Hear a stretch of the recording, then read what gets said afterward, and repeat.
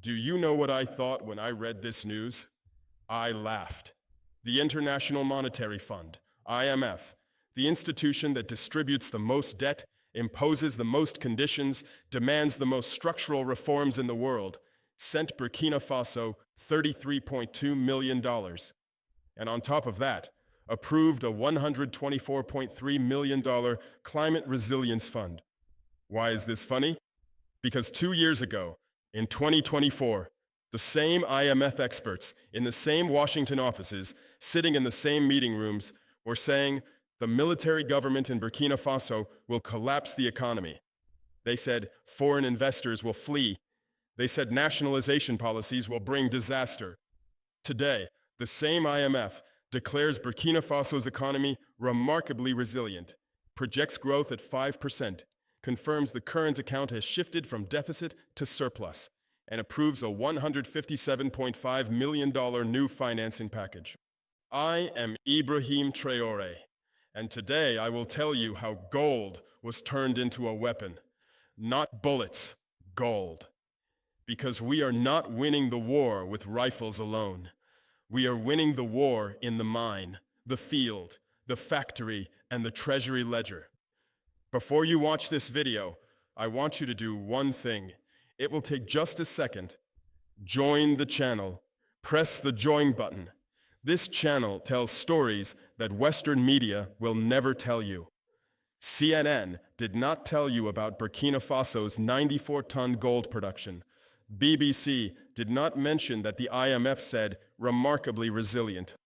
France 24 did not report the current account turning to surplus. These stories exist only here, and this channel stays standing with your support. Join, like, and as you watch, write every thought that comes to mind in the comments. Whether you agree or disagree, it does not matter.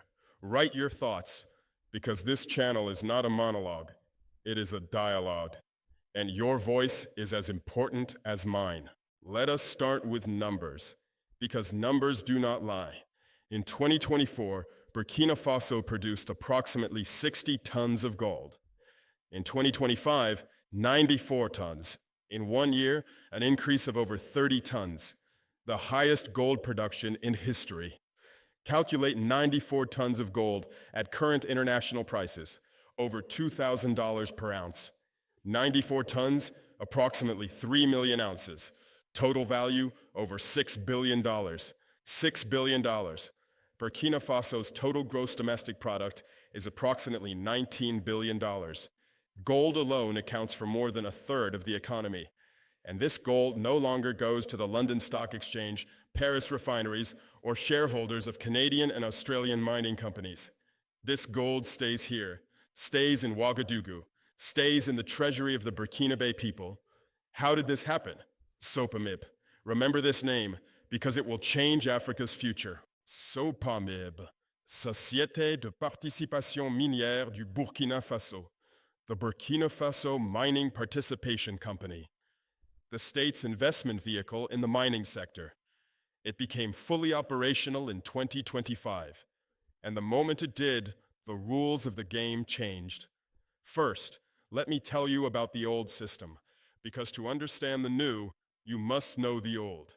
Since the colonial era, Burkina's mining sector worked like this. A foreign company arrives, gets a license, opens a mine, extracts gold, ships it abroad, distributes profits to shareholders. What does Burkina get? Royalties, 3 to 5%, and a few hundred jobs. That is all. 95% of gold's value left the country. Canadian companies, Australian companies, British companies, listed on the London Stock Exchange, extracted gold from beneath Burkina's soil. Burkinabe workers sweated in the mines, but profits went to Toronto, Melbourne, London, and on the boards of these companies, not a single Burkinabe. We changed this. In 2025, 11 mining sites were transferred to SOPAMIB. These are not ordinary sites. Percoa, zinc mine, Inata, gold, Kiere, gold, Kalsaka, gold, Tambao, manganese, Taparco, gold. These are strategic mines that had been either operating inefficiently under foreign companies or completely shut down for years. What did we do? We took them back, restructured them, increased state participation, and the result? 60 tons in 2024, 94 tons in 2025, a 57% increase in a single year. But the real revolution is not in industrial mining. The real revolution is in artisanal mining.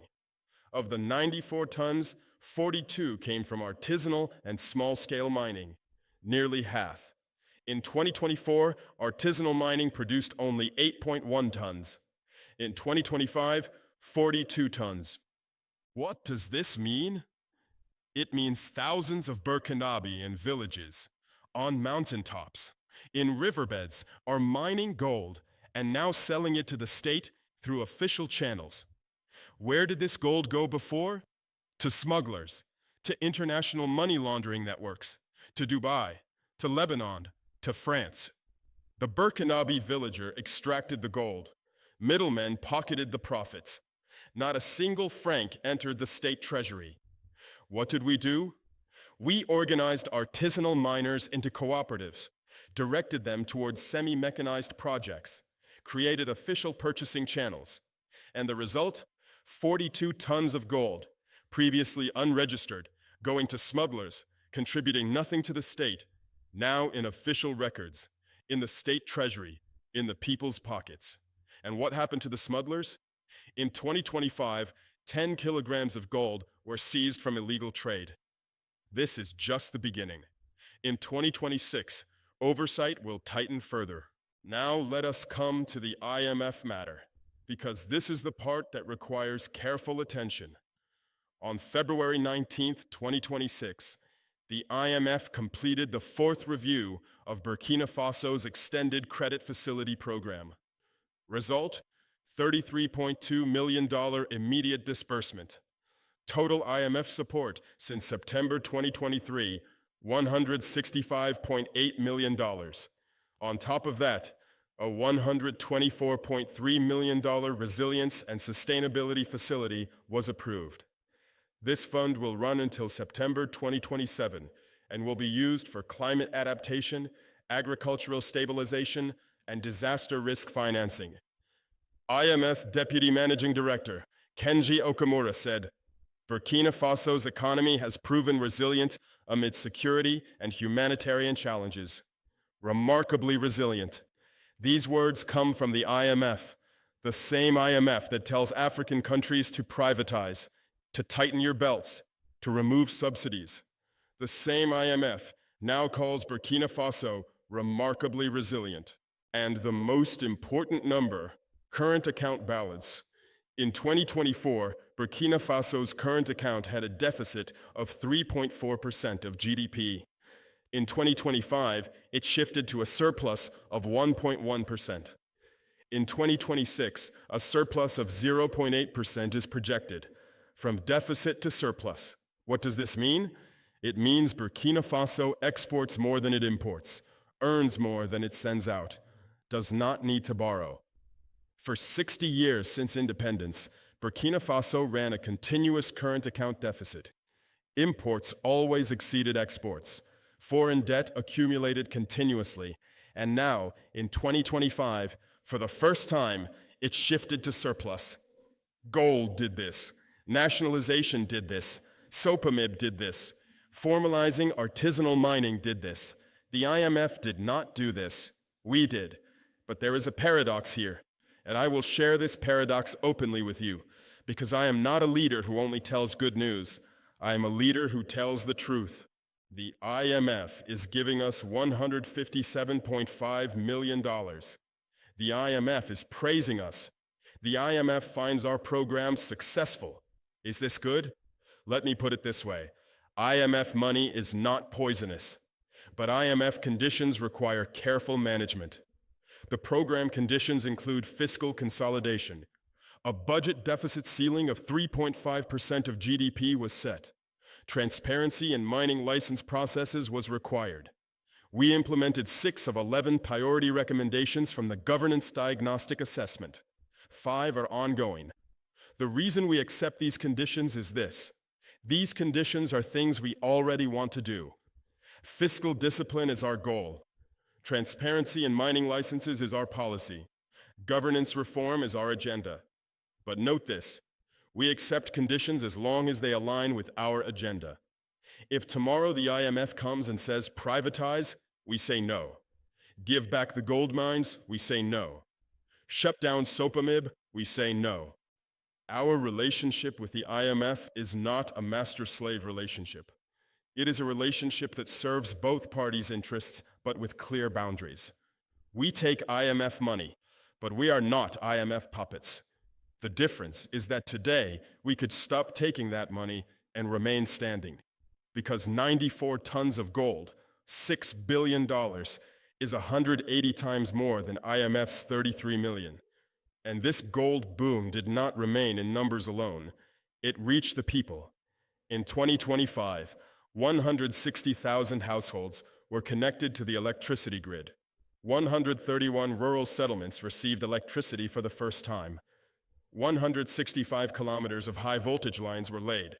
500 kilometers of low-voltage distribution networks were built. Over 25,000 streetlights were installed. Read those numbers again. 160,000 households. In Burkina Faso, the average household size is 7 to 8 people. 160,000 times 8. Over 1.2 million people had light in their homes for the first time in 2025. Children who used to study by candlelight now study with electricity. Mothers who used to give birth in darkness now deliver in lit clinics. Economic activity that stopped after sunset now continues at night. The farmer who used to walk 5 kilometers to charge a mobile phone now charges at home. This is not just electricity. This is human dignity. Because living in darkness is not merely a physical condition. Living in darkness means a child who cannot access information, a mother who cannot reach healthcare, an economy that stops at 6 p.m., insecurity, because crime increases on dark streets. In Africa, 600 million people, roughly half the continent's population, cannot access electricity. In the 21st century, in an age when humanity plans to go to Mars, 600 million people live in darkness.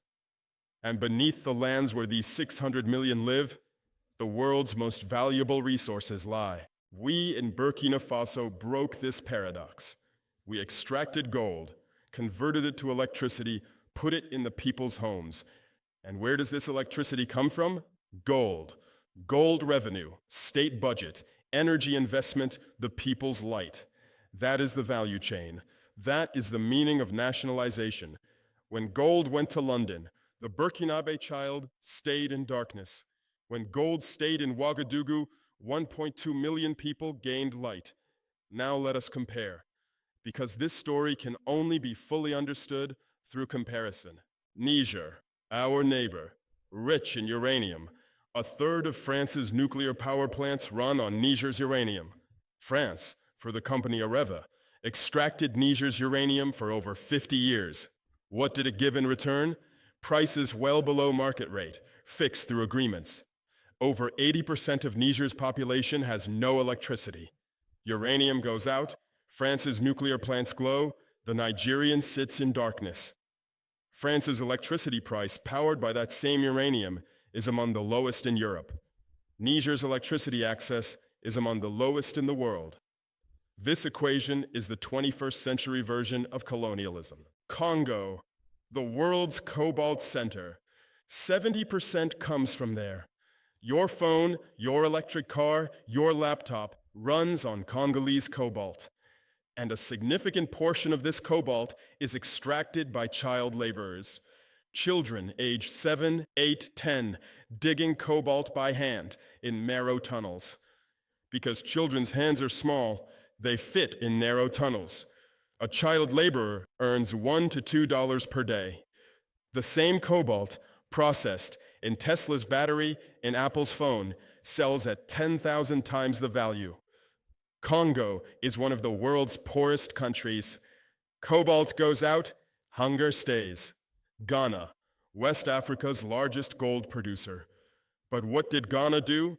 In 2025, after us, they formalized artisanal mining, created Gold Bod, and exported $10 billion from artisanal mining. Ghana too saw that we are on the right path. And Burkina Faso, it has gold.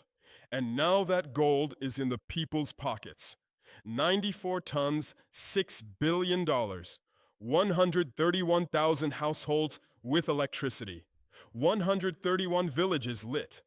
Current account in surplus. IMF says remarkably resilient. Do you see the difference? The difference is not in having resources.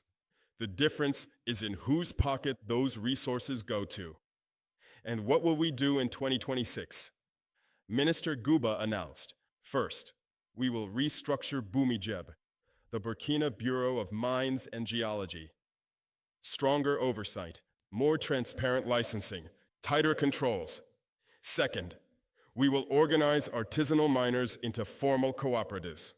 Every gold producer in every village will be connected to official channels. Smuggling will drop to zero.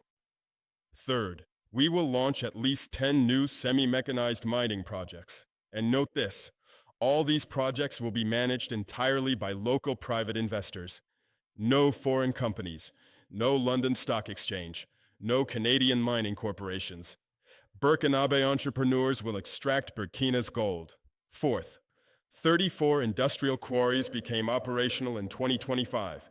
22 granite, 4 tuff, 6 dolomitic limestone. Beyond gold, we are diversifying the mining sector because gold prices fluctuate, but infrastructure is permanent. And gold is not our only pillar. Remember, we are not just mining. We are diversifying the economy. The Agricultural Offensive Program, $179 million in investment. Over 400 tractors distributed to the people. We opened tomato factories, SOBTO in Bobo Dioulasso, Sofato in Yako, both operational within 14 months. A third factory in Tenkadogo was approved. Through the popular shareholding model, APEC, thousands of citizens became factory partners. 5,000 CFA for membership, 10,000 CFA per share. No IMF debt, no foreign capital. The people's money, the people's factory. Faso Rails, we are building our own railway. Foundation laid for the rail production plant. Tema Corridor, 950 kilometers to Ghana. AES Railway Network, connecting with Mali and Niger. Pasta and Flour Factory, partnership with Turkey and Qatar. $14.4 million investment. Fish farms with the Netherlands, $18 million. The Army farms pineapples at Camp Nabakum 2. And on December 31st, 2025, I declared Burkina Faso has achieved food self-sufficiency. Gold is the economy's engine, but agriculture, industry, infrastructure are the economy's body. Without the engine, the body cannot move. But without the body, the engine is useless. We are building both together. Do you know how Western media reported this news? Burkina Faso becomes Africa's gold hotspot. Yes, this is true. But read the following phrase. Unlocks fresh IMF funding. The narrative is, gold is good, but what really matters is the IMF giving its seal of approval. No, what really matters is 94 tons of gold. What really matters is 160,000 households with electricity. What really matters is the current account shifting to surplus. IMF's $33 million next to $6 billion in gold revenue is a rounding error. But they want to control the narrative. When they say IMF approved, they imply Burkina Faso can only be considered successful with our approval. Unless we say remarkably resilient, it is not real. Let me tell the truth. We do not need IMF's approval, but we know how to use IMF's money on our own terms. That is smart sovereignty. Slamming the door shut is also sovereignty, but walking through the open door on your own terms is also sovereignty. What did Sankara say? In 1987 at the African Union, he said, "Debt is recolonization. Let the Western technical assistants take their planes and their ledgers back. All we need is heart and courage. He paid for those words with his life. On October 15th, 1987, he was assassinated. Sankara proposed not repaying debt, but rejecting it entirely. If we, Burkina Faso, do not pay our debt, nothing will happen. But if we pay it, our people will die. I carry Sankara's spirit, but I live in 2026's reality. And in 2026's reality, gaining the power to repay debt is more effective than rejecting it. Sankara rejected the debt. I repaid it. In early 2025, we cleared $4.7 billion in external debt. Using gold revenues, fiscal reforms, and restructured creditor agreements, we paid every international creditor. And Burkina Faso, debt-free, free, sovereign, turned to a new page. We realized Sankara's dream, not with Sankara's method, but with Sankara's spirit. The goal is the same, sovereignty. The path is different, not rejecting debt, but building an economy that makes debt unnecessary. I address other leaders in Africa. 94 tons of gold is not a miracle. It is a plan, a will, a courage. You have resources, use them. You have mines, nationalize them. You have artisanal miners, organize them. If your gold goes to smugglers, stop it. If you fear the IMF, do not. The IMF is not a giant. It is an institution, and you are a state. When you exercise your sovereignty, the IMF calls you remarkably resilient. When you surrender your sovereignty, the IMF tells you implement structural reforms. Ghana saw this and formalized artisanal mining. Mali is discussing this, debating similar policies. Niger is planning it. The dominoes continue, and I address the West. Burkina Faso's 94 tons are proof of your model's bankruptcy. For 60 years, you said privatize, liberalize, open doors to foreign investment. Result, gold went to London. The Burkinabe stayed in darkness. We did the exact opposite. And 94 tons, $6 billion, 160,000 homes lit, current account in surplus. Your model collapsed, ours works. Finally, I address you. This video is not just about Burkina Faso. This video is proof that sovereignty is possible. To those who say small countries cannot dream big, 94 tons of gold is the answer. To those who say military governments cannot manage economies, 5% growth is the answer. To those who say you cannot stand without the IMF, a current account surplus is the answer. Like this video. In the comments, write what natural resources your country has. Gold, oil, copper, uranium, write it. Then ask yourself, whose pocket does this resource go to? The people's pocket or London, Paris, Washington? This question is one every country, every people must ask. And share this video. Send it to at least 3 people, because this is a story mainstream media will not tell you. 94 tons of gold in one of Africa's poorest countries, through nationalization, going into the people's pockets. This news is not on CNN, not on BBC, not on France 24. It is only here. 94 tons of gold, over $6 billion in revenue, 160,000 households lit, 131 villages electrified for the first time. Current account, from deficit to surplus. IMF, remarkably resilient. 5 mines nationalized, 11 strategic sites transferred to SOPAMIB. External debt, 0. This is not a golden age. This is the age of sovereignty. And this is only the beginning. Homeland or death, we shall prevail.